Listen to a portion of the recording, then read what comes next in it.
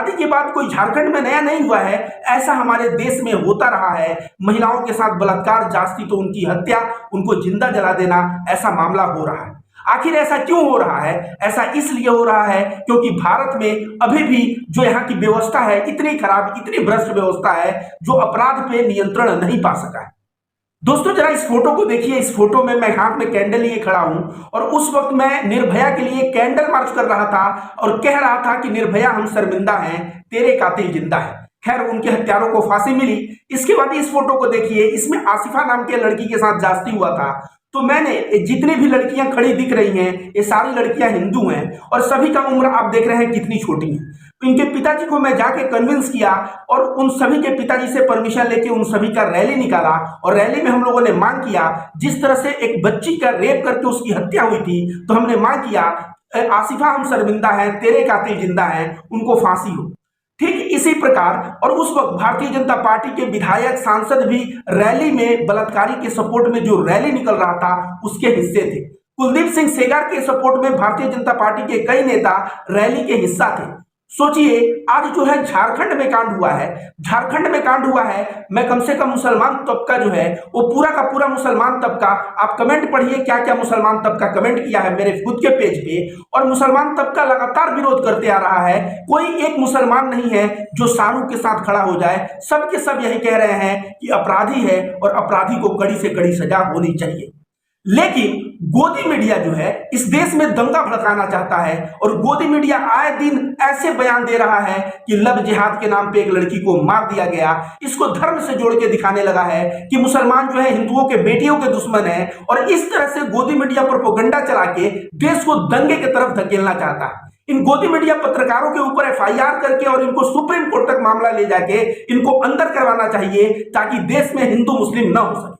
आपको बता दें कुलदीप सिंह सेंगर जो है जब वो बलात्कार किया उसको कोई बोला क्या कि भारतीय जनता पार्टी के सभी नेता बलात्कारी होते हैं? कोई यह बात नहीं बोला। कोई बोला क्या सारे हिंदू बलात्कारी होते हैं? नहीं बोला। वो किस जात का था? वो ठाकुर था। कोई बोला क्या पूरे ठाकुर बलात्कारी होते हैं? नहीं बोला। क्योंकि अगर एक व्यक्ति के गलती करने से हम पूरे समुदाय को अगर हम गलत ठहराने लगते हैं तो उस वक्त हम अपनी मानसिकता का परिचय देते हैं कि हम कितने गंदे हैं। आप याद रखिए विकास दुबे ने जब पुलिसों को मारा था तो विकास दुबे का इनकाउंटर हुआ। आप उस कंटेक्स्ट में हम लोग क्या सभी ब्राह्मणों को बोले कि ब्राह्मण जो है ऐसे हैं? हम लोगों ने ब्राह्मणों को नहीं बोला। हमने कहा विकास दुबे एक अपराधी है, कुलदीप सिंह सेंगर एक बलात्कारी है। आसिफा के बलात्कार मंदिर में वो भी कई लोग मिलकर किए थे, हम लोगों ने कहा वे लोग भी बलात्कारी हैं। उनका हिंदू तबका, उनका मंदिर से कोई लेना देना नहीं है। और भारत का मुसलमान भी यह बात माना कि हाँ भाई उसका कोई लेना देना नहीं है हिंदू धर्म से। लेकिन आज यह गोदी मीडिया तमाम यह पत्रकार जो है खड़े होके जो कह रहे हैं लव जिहाद, कहीं बजरंग दल पहुंच के कह रहा है लव जिहाद, भारत को दंगे में झोंक के आखिर इन पत्रकारों को मिलेगा क्या? वो मिलेगा मोटा रकम। पॉकेट में जो आदमी स्कूटी से चलने की औकात नहीं है, गोदी मीडिया के वो पत्रकार 300-300 करोड़ के प्रोजेक्ट मालिक बन बैठे हैं और फॉर्च्यूनर से नीचे गाड़ी से चलते नहीं है। यह सुख सुविधा जीवन कितना दिन बचा है? 40 साल के हो, 40 साल और सुख सुविधा भोग लो। जब जाओगे ऊपर ना ईश्वर का जब डंडा पड़ेगा तब तुम लोगों को औकात समझ में आएगा कि बेईमानी करने से, आत्मा बेचने से, अपना जागीर बेचने से और देश को दंगे में ढकेलने का क्या परिणाम होता है। मैं कह देता हूं दोस्तों, जिस तरह आसिफा के बलात्कार में हिंदू कौम को अगर कोई भी कहता पूरा हिंदू गलत है तो मैं रविकांत भारती सबसे पहले आवाज उठाता। ठीक इसी प्रकार से शाहरुख नाम का लड़का जो हत्या किया है, मैं मांग करता हूं कि इसको फांसी हो और कड़ी से कड़ी इसको सजा मिले। लेकिन अगर यह कहना कि यह शाहरुख के नाम पे पूरे मुसलमान लड़के लव जिहाद कर रहे हैं और पूरा मुसलमान कौम जो है हिंदू लड़कियों का दुश्मन है, इस तरह से जो प्रोजेक्ट कर रहा गोदी मीडिया है, इन गोदी मीडिया पत्रकारों को मैं कह रहा हूं आत्मा बेच चुके हैं। ये ऐसे हिंदू मुस्लिम देश में द्वेष फैलाने के लिए चैनल पे बैठ के ऐसा कृत्य कर रहे हैं, तो इनके कृत्य पे आप ध्यान न दें। और जितने भी हिंदू भाई हैं मैं यही कहूंगा कि देश में चाहे किसी को मारा जाए, किसी को पीटा जाए, किसी के साथ जास्ती हो, हमें न्याय के लिए लड़ना है। सामने वाला बंदा हिंदू हो सकता है, मुसलमान हो सकता है, जात कोई भी, आदिवासी हो सकता है, दलित हो सकता है। अगर हम न्याय के साथ खड़े रहेंगे और उस व्यक्ति को न्याय दिलवाएंगे, उसके लिए आवाज उठाएंगे, तो देश में कानून का राज कायम होगा।